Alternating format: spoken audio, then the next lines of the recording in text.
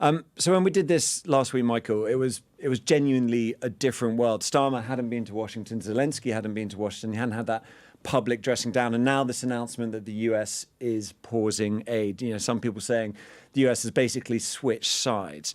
Let's get straight into it. We've got a question from Jenny, and she's asking, how long before the US pause starts to impact Ukraine on the ground?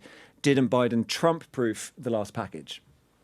He tried to, yes. I mean, there was $62 billion worth of aid that went through eventually in March last year. It should have gone through at Christmas, but it went through in March. And the last bit of that was allocated before Biden left office. It looks as if there's about $1 billion worth of stuff which is in the pipeline, which has been paused by the United States. So that's what Ukraine stands to lose. And there'd be quite a lot of ammunition in that.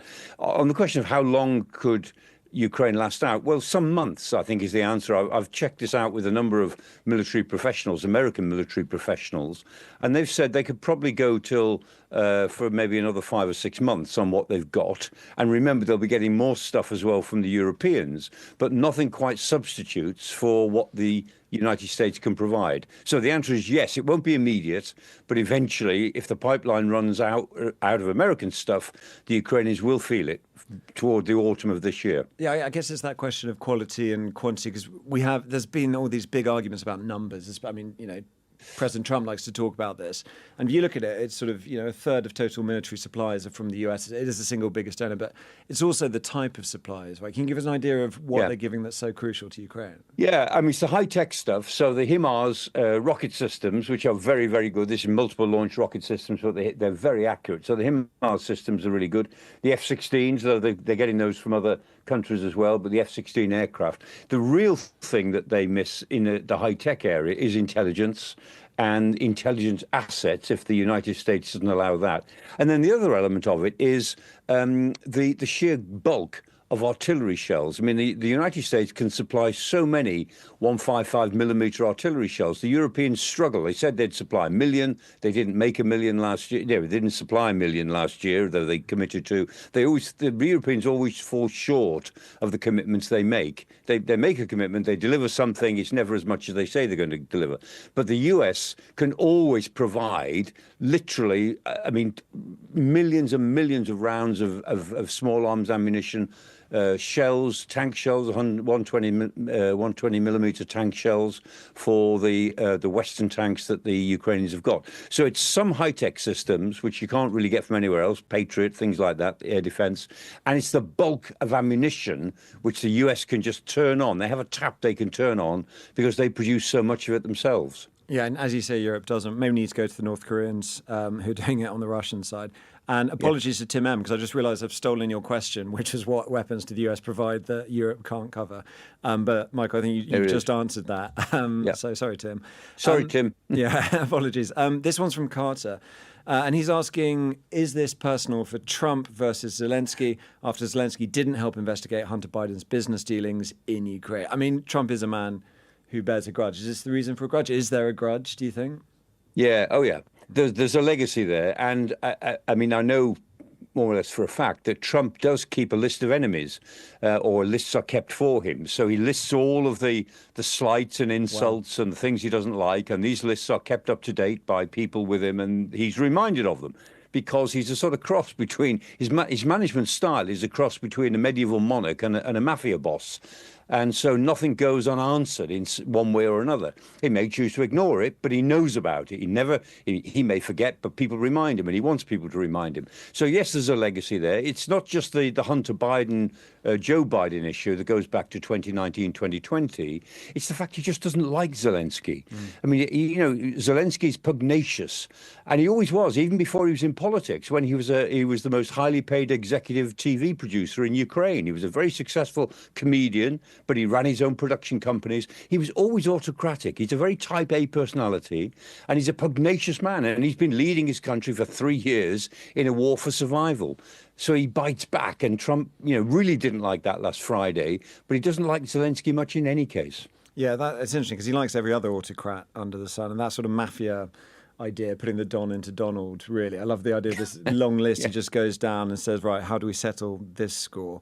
Yep. I mean, in the context of all that, Gary Heath has a question. Thanks, Gary. Saying, how quickly does an increase in defence spending translate to increased military power? And I guess with that, it depends on the amount. We're hearing today, from Ursula von der Leyen that there's going to be an 800 billion euro rearmament fund. This is an age of rearmament for it. And fine, there's all sorts of ways. Do we even get that money? How does the UK fit into that? But let's say you massively open the taps. How quickly does that translate to actual military power? Well, it depends on what it is you think you want to buy. Now, in the case of Ursula von der Leyen, she actually said, 800 billion, and they'll set up probably a special bank, which will be so it will give loans, as it were, for this, and they'll do it on an EU budget, not the national budgets of the members, so the members can still stick to their fiscal rules. But then she said this is over the decade, so they're talking about 800 billion into European defence between now and 2035. So that gives you a sense of the. No, it gives you a sense of the scale of what they might be talking about. So they're talking about ramping it up. And the issue is, if you want to dramatically increase the pay and the conditions for armed services to bring more people into the armed forces, well, that can be done fairly quickly. You can have recruiting drives. You can make it more attractive to join the armed forces. And you play to patriotism and the flag, the fact that we need you now. And I think you would find in most West European countries, and certainly in Britain, there would be a rally around the flag response.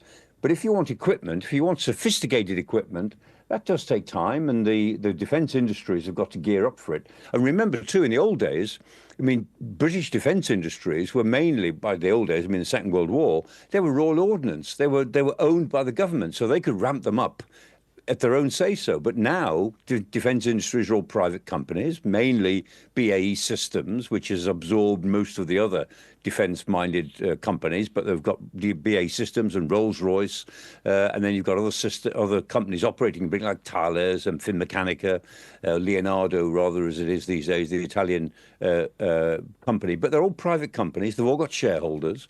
And so it takes time for them to ramp up because they've been producing very low amounts of everything. As the armed forces have got smaller and smaller, as the number of ships and tanks and planes we deploy has got fewer and fewer, so we need less and less ammunition for them. And so they got used to producing literally a handful of new weapons, a handful of new missiles every year, not hundreds and thousands, but dozens. That was what they were doing. And so to ramp up, they now need to invest in new plant and equipment. They need to build more plant. This takes time. You can't do it inside a year. You probably can't do it really inside 3 years. But unless you put down the plans now, you won't get anything out at the other end. Even in 3 years' time. So it depends what you're talking about.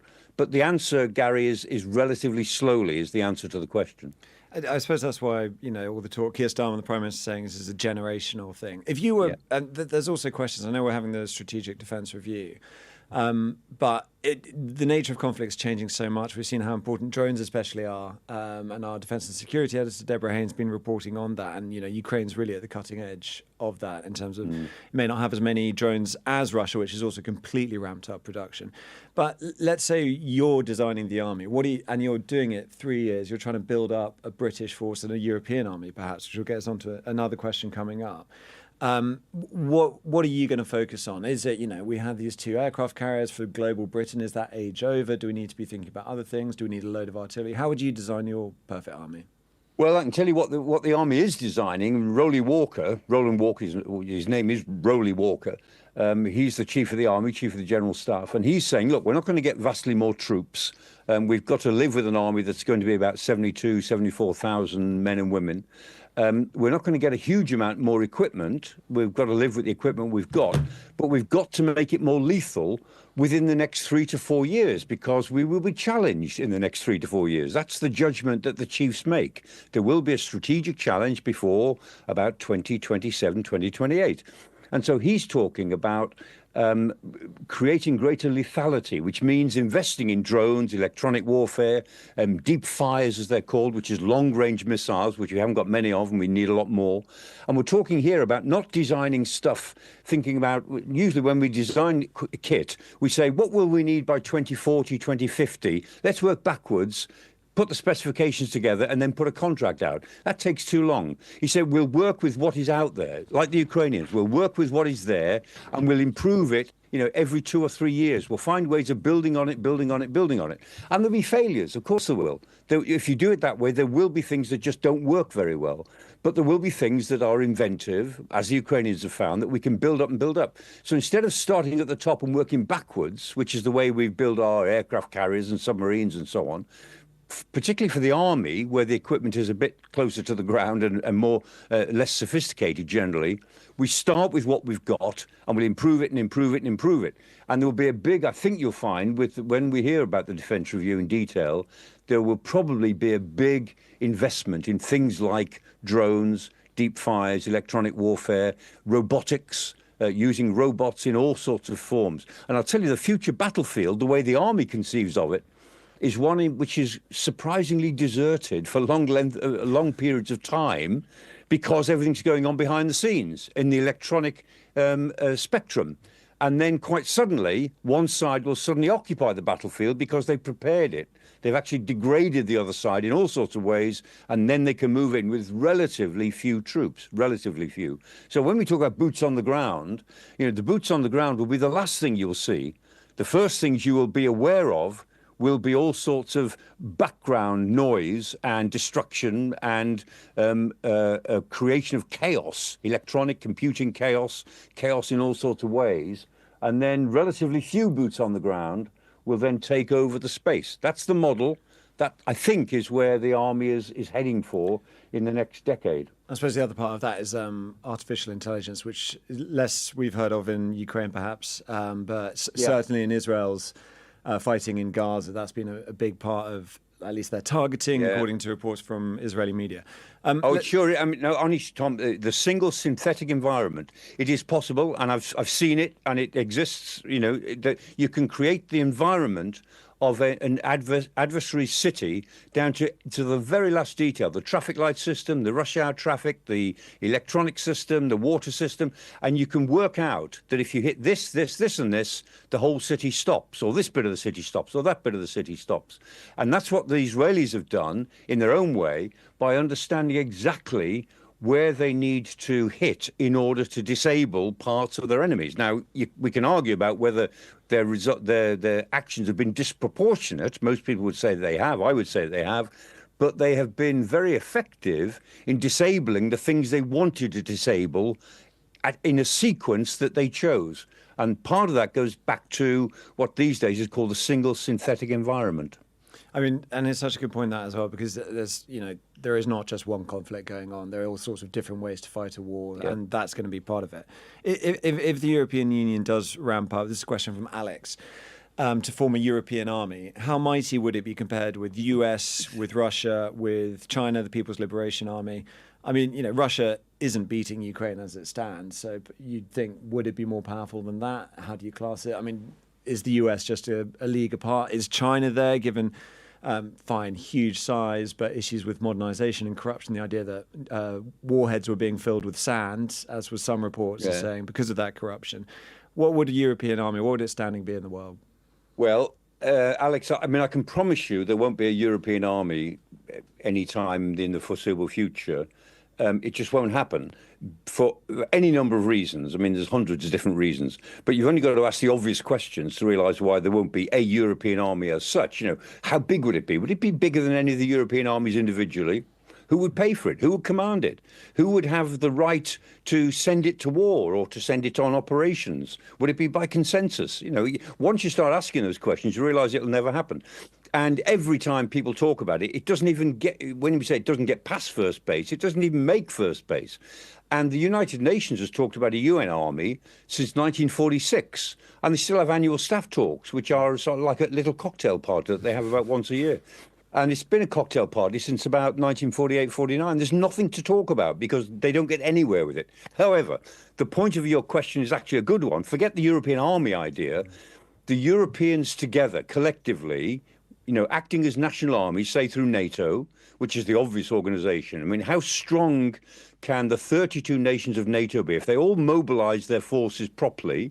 If they all, as it were, went into a force structure where they all do their bit under a common command, which at the moment would be Supreme Allied Headquarters, which is in Mons in Belgium. And that's the theory of NATO. That's the model. If they all did that, how strong would they really be? Well, they'd be immensely stronger than Russia. They would be not nearly as strong as the United States because they don't have the right balance of equipment. And just to give you an idea about that, the United States has about 30 different combat systems, main things. And the Europeans between them have almost 6 times that number, almost 180 combat systems. So the Americans have one main type of tank. The Europeans have 17 different types of tank. The Americans have 2 types of infantry fighting vehicle. The Europeans have 20 types of infantry fighting vehicles. The United States has 4 types of frigates and destroyers, 4 types of different frigates and destroyers. The Europeans between them have almost 30 types of frigates and destroyers. So this doesn't make for a very economical spend of money, and it doesn't make it easy to put those forces together. So although those forces would be easily a match for Russia if they ever came up against them in a collective way, they wouldn't be a match for the efficiencies you get with America, because it's one country that can live with just 30 types of weapons. Against China, we don't know. The Chinese forces are huge and they're getting bigger all the time, but they've never been to war. I mean, the last time the Chinese fought was in a small war in 1979 against Vietnam, when they invaded Vietnam. And before that, the last time they fought was in 1949 in the Chinese Civil War. One suspects that, a bit like North Korea, they're an exhibition army and they wouldn't be very effective to begin with.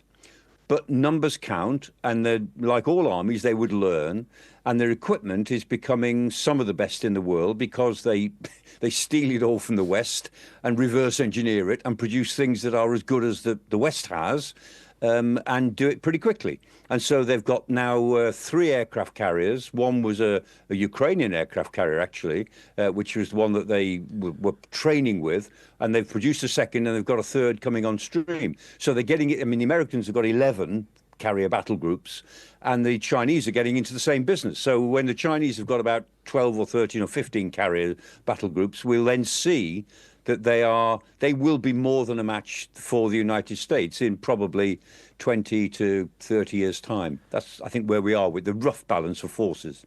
Yeah, I mean, that Ukrainian aircraft carrier, I remember some of my friends, when I was in Beijing, they'd been to parties on it because it was parked outside Dalian for a bit. And then, lo and behold, it suddenly became an active duty aircraft carrier. That's right. It was called the Liaoning 1, wasn't it? The Liaoning 1. Yeah. It was a bit knackered, but they turned it around.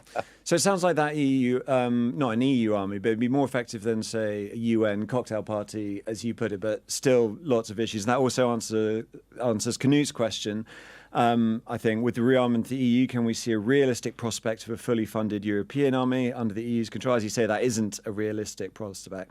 And we've got a question in from YouTube from Steve. So if you want to ask a question on YouTube, again, just scan the QR code. He's asking, why hasn't any European leader asked to meet Putin? I know Macron spoke to him, Starmer could go. Trump will do whatever he benefits from. Because the Europeans, once the invasion took place on the 24th of February, 2022, Putin became a pariah. And it was important, I think, for the Europeans to maintain this pariah status, because they said, look, this is beyond the pale. I mean, this is naked aggression. Before the invasion, remember, there was a list of leaders going to Putin to talk to him, to try to reason with him, to actually say, look, this is not a clever idea. Macron humiliated himself by going, was it 3 times to see Putin? And each time he came away saying, Putin assures me he's not going to invade Ukraine. He said it to everybody. I have no intention of invading Ukraine, until he invaded Ukraine. It's not true that no European leaders have gone, because I think Viktor Orban of Hungary has gone, and Erdogan of Turkey has gone on, 3, 4 occasions, maybe 3 occasions. So it isn't true that no European leaders have gone, but the ones that have gone is Erdogan, who fancies himself as a mediator, and Viktor Orban, who is basically one of Putin's supporters within NATO and within the European Union. But this pariah status has been quite important for the Europeans to try to maintain. Remember, Putin is an indicted war criminal under the International Criminal Court. And so, going to see him, giving him that satisfaction is something that the Europeans don't want to do. on the other hand, when people say, "Oh, the West doesn't engage in diplomacy," I promise you that there have been diplomatic talks, background talks going on from the beginning of this war constantly. There are 6 or 8 different lines of communication, constantly low-level lines of Western military, Western diplomats talking to Russian diplomats, Russian military. But what will it take? How do you think you're going to get out of this? How can we help get out of this? It's known as track 2 diplomacy sometimes, which is not the main track. Track 1 diplomacy is when leaders meet in the summit. And that's usually what the public sees. They're not really aware of track 2 diplomacy, which is this constant dialogue which goes on below the radar, not to be talked about, and it's there all the time. So it isn't true that the West has not engaged diplomatically with Russia.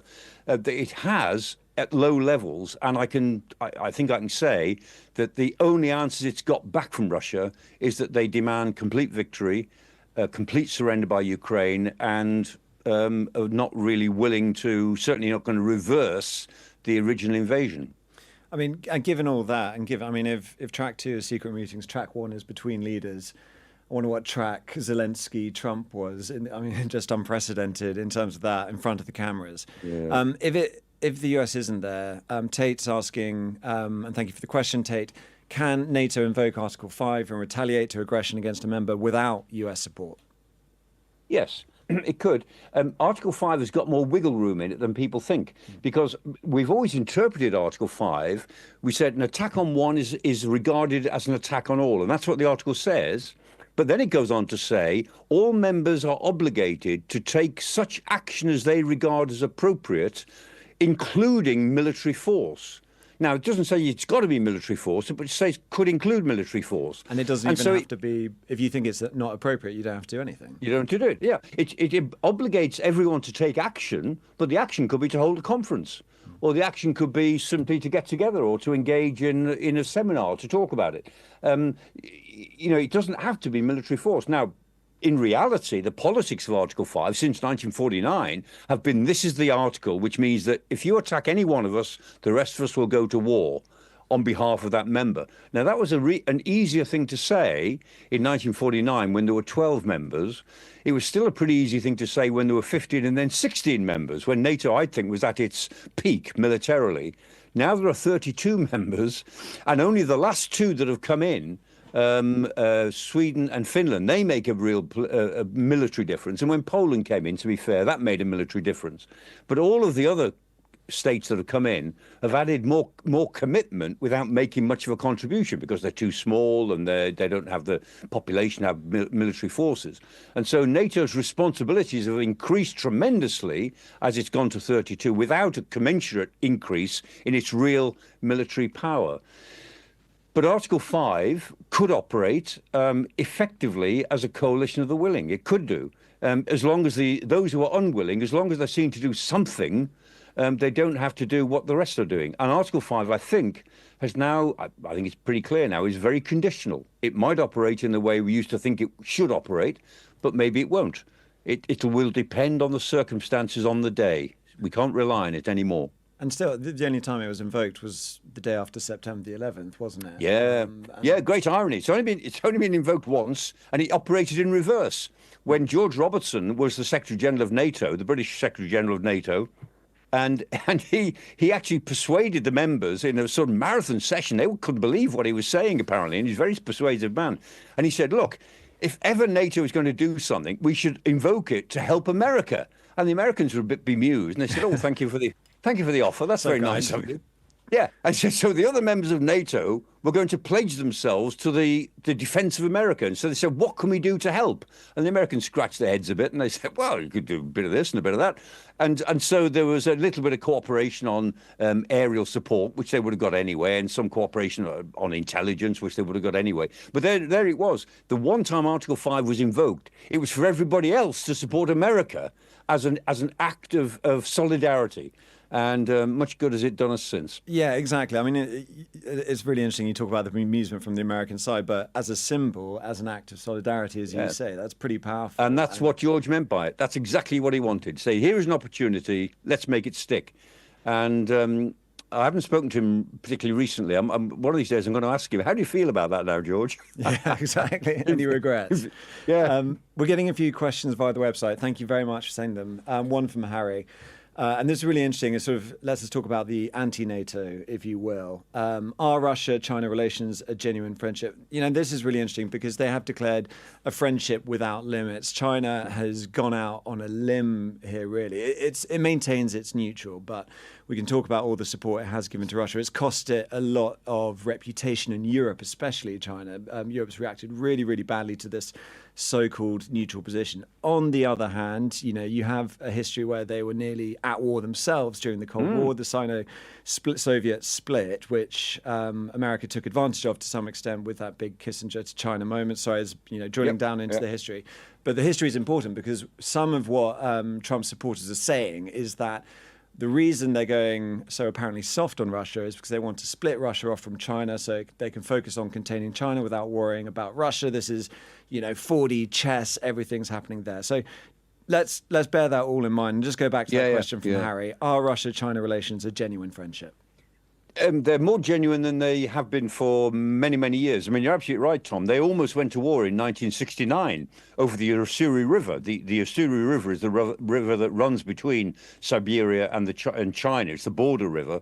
And because it's one of these big rivers, it changes its course every summer, or rather every winter. I mean, so different islands are on one side on one year and the other side the other year. So it's a natural flashpoint. And they almost went to war in 1969 when relations were very bad. It's never been a particularly strong relationship, although it's for political reasons they always said it was. And what's really happened is in the 50s and 60s through to the 70s, Russia was always the dominant partner. China was the big but junior partner. And then that relationship has reversed. In the 80s, China became stronger, Russia was weaker. And now, very much, it's the case that China is far and away the stronger version. And so, although the Russians really need the Chinese now, they really need Chinese support. They really need China to buy their gas. And the Chinese, I mean, they've got to lay pipelines. Remember, you can sell oil more or less anywhere in the world, but you can only sell gas to whoever's at the end of a pipeline. You've got to build pipelines for it. And they have this Power of Siberia 2, a major new pipeline between Russia and China. And the Chinese are going very slowly on it, and they have got Russia exactly where they want them. They've done a very, very tough deal. And Putin pretends that this is a deal of great cooperation. It isn't. Xi Jinping has really pushed the Russians into a corner over the gas supplies to China.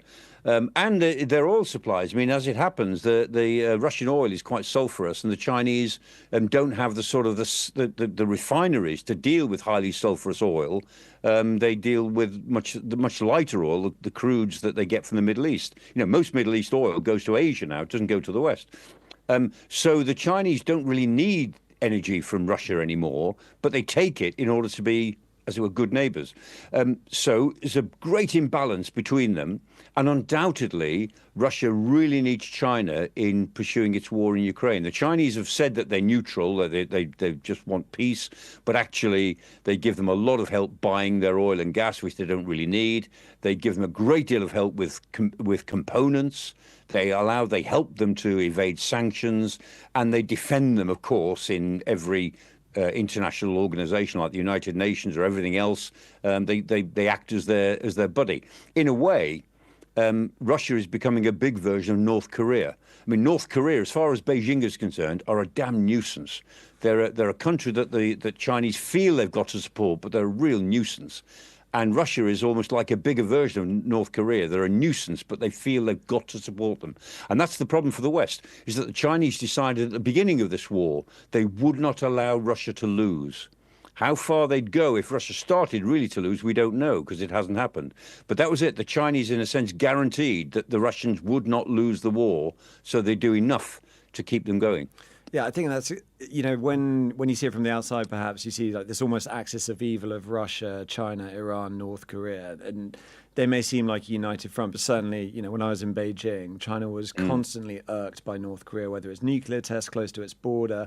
Yeah. There's the worry now that Russia is going to be supplying high-tech weaponry to North Korea, which could destabilize China's backyard. And then Iran's a separate thing, but It's not just all a united front. Yeah. Western diplomats, Tom, they know them as the Crinks or the Crinklies. So CRI, China, Russia, Iran, North Korea, Crink.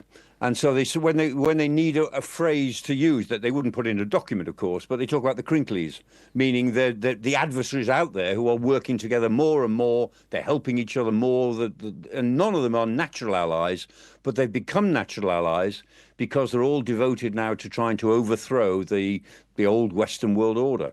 They are all the revisionists who are determined to change the world order by pretty forceful means. Michael, we're going to bring back the quickfire round, if that's all right, because we've got limited time left. So we'll just go through this. Paul Hughes, thank you for your question. Very simple question. Are we, the UK, on a war footing? No, though the government is moving in the direction of saying we've got to become familiar with the war footing. Familiar with the war footing, I like that. Leon says, is there any chance Trump could be in cahoots with Putin? Yes. In the sense that they have talked before he became president and the lines of communication are open all the time. I mean, when he makes a phone call to Putin, it's big news, but his people are talking to Putin's people all the time about the way forward and the big summit that they're going to have sometime in maybe a month's time, 6 weeks' time, whatever. That's the question from Dave via the Ukraine blog. He's saying, is there a possibility Trump has struck a deal with Putin in the background? I'll force Ukraine into a peace deal. You get everything up to the Dnipro River, for example.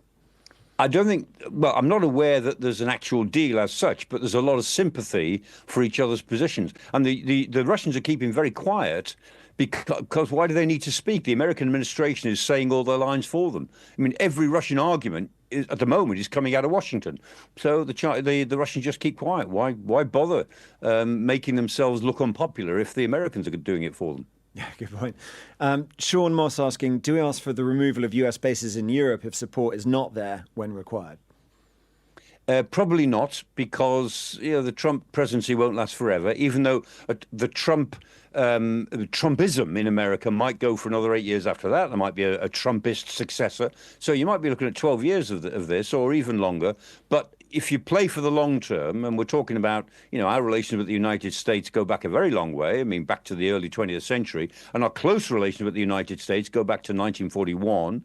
So you play for the long term, and throwing American bases out is not really a good idea. Seb asked, how likely is a ceasefire in 2025? Some sort of truce is quite likely. Ceasefire is the word. It won't be a peace deal because this conflict will go on. It's generational. It'll go on for 20, 30, 40 years. But a ceasefire is entirely plausible this year at some point. Yeah. And that's probably quite a good one to end on. This next question from James 1981, again via the Ukraine blog. Thanks for the question. Like it or not, is there any other way to end this war than asking Ukraine to cede grounds and give Russia some of what it wants? Isn't Trump just being realistic? What's the other plan? Oh, no, I understand that. I mean, I have this argument with myself as well as with other people. The question is, how realistic do you want to be? We know from everything that Trump has said in his speeches, that Putin has said in his speeches since 2012, and what we know from what he's written, and have a look at what he wrote, a very important essay in July 2021, he wants the whole of Ukraine. So should we be realistic and give him the whole of Ukraine? Why giving him the Donbass under the guise of realism? Do you think he'll stop there? I mean, he wants Moldova, so give him Moldova as well. I mean, the argument is, and I have this argument with myself, I have to say, not just with you or with people who put that argument. You say, where does realism stop? And it goes back. We had this argument in the 1930s. Should we have been realistic in 1931 over Abyssinia? Well, maybe we should have been more realistic over the Rhineland in 1936, or Austria in 1937, or Czechoslovakia, the Sudetenland in 1938, and then the rest of Czechoslovakia in March 1939. Eventually, we were completely unrealistic about Poland in September 1939 because we dug our toes in the one case where we couldn't do anything to help. In all the other cases, we could have actually reversed the trend, but we didn't. We were realistic and said, no, let's be realistic. We can't stop this. Let it happen. And then we dug our toes in over Poland that we couldn't help at all. And then we felt we had no option but to declare war. So my argument is, those who say, let's be realistic, I say, OK, where do you draw the line at being realistic? Because we know what the Russians want. They've told us over and over again. Where do you want to be realistic? I mean, idealism can also be realism in its way if it's part of, Western values especially, and where it goes. Michael Clarke, thank you very much as ever, and thank you for all your questions. Send them in. We'll be aiming to do some form of this next week, so see you then.